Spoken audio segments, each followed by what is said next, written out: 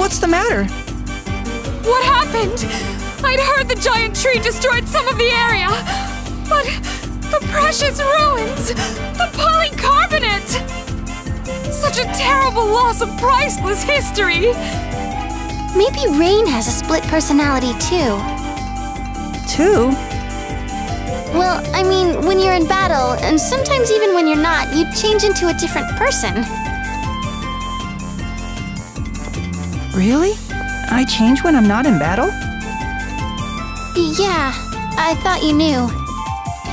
You said that the Knights of Ratatosk have the ability to change form in battle. Yes. It seems like I transform once I'm possessed by Ratatosk's power.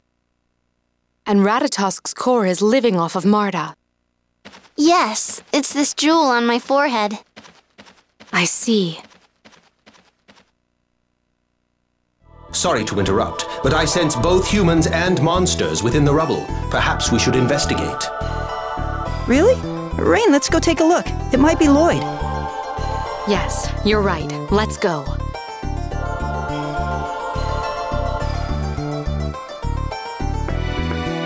You really are a fascinating creature, Tenebrae.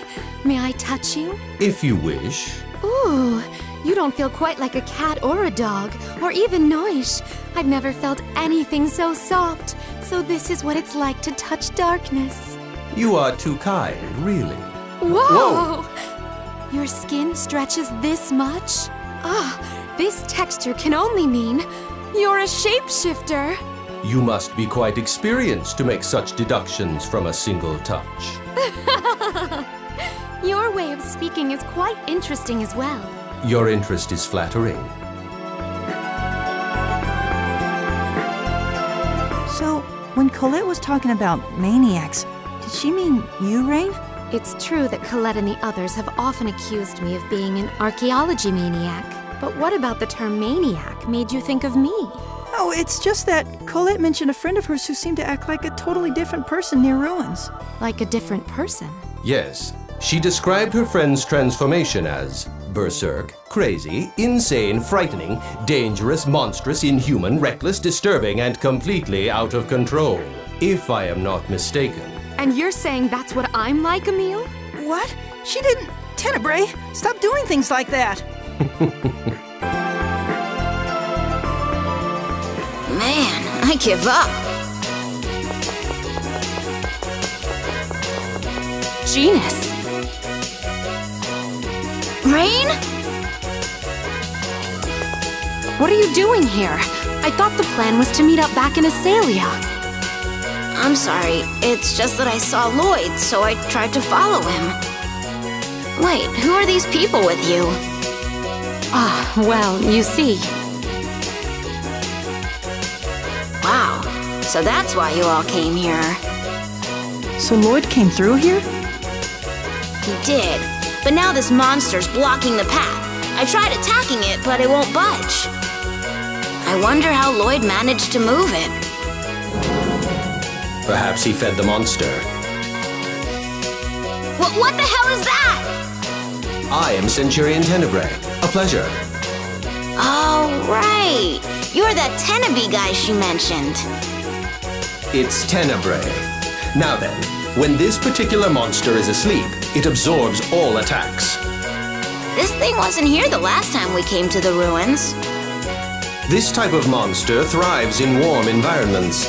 It likely fled here in an effort to escape the oncoming cold. Okay, so first we need to get some food for this guy. What does he eat? His diet consists primarily of freshwater fish and monsters. If we're looking for fresh water, the Triet oasis isn't too far from here. If you're going to Triet, I'm coming with you. I'm tired of staring at this thing.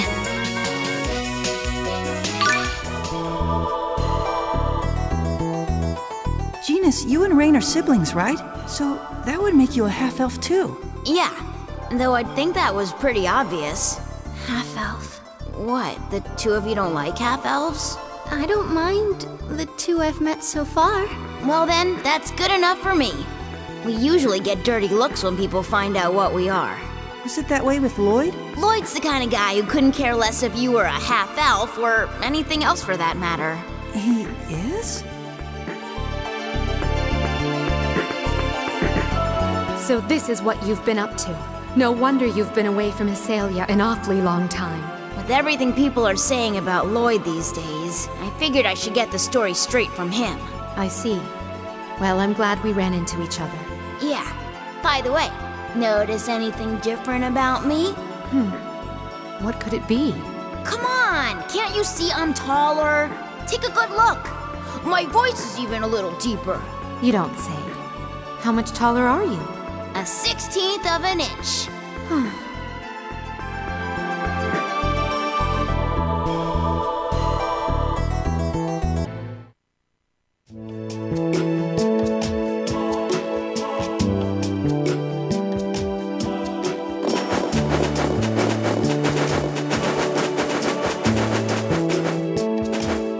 I can't believe it's snowing in Triet. This is a desert. It must be related to all the strange weather we've been seeing everywhere. It was pretty cold in Hysalia, too.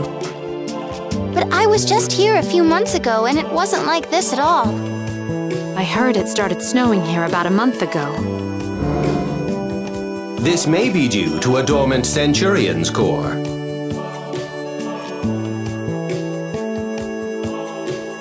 But would that cause the weather to change this dramatically? The natural balance could have been further disrupted by the awakening of another Centurian's core. Man, these Centurions' cores sound like serious trouble. My deepest apologies.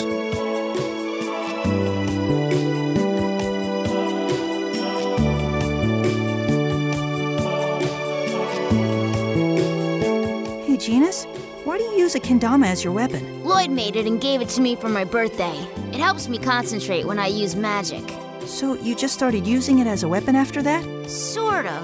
See, once when I was playing with it, the string broke and the ball hit Lloyd smack in the head. Really? Colette took one look at Lloyd passed out on the ground and said I'd found the perfect weapon. I thought these people were supposed to be friends. Aren't you cold? Yeah, it's freezing. It's not even dark yet and it's already this cold. How stupid is that? If we don't do something, and fast, I'm gonna freeze up solid. Really, Genis? I thought the cold didn't bother you all that much. That was just when I was a kid. You still look pretty much like a kid to me. Who asked you? I'm gonna have my growth spurt any day now.